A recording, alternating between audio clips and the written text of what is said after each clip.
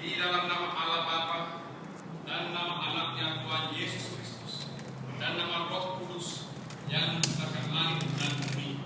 Amin.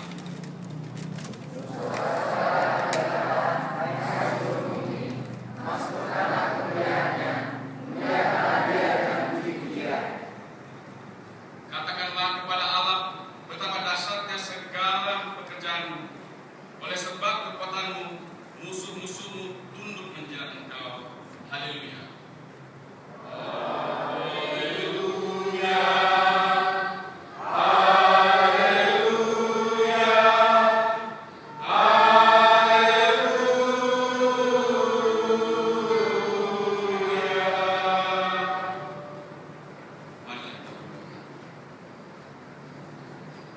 Ya Allah kami, Allah Bapa, Anak dan Roh Kudus, kami mengucapkan terima kasih padamu karena Tuhan menjadikan, menyelamatkan, dan menguduskan kami melalui kasih.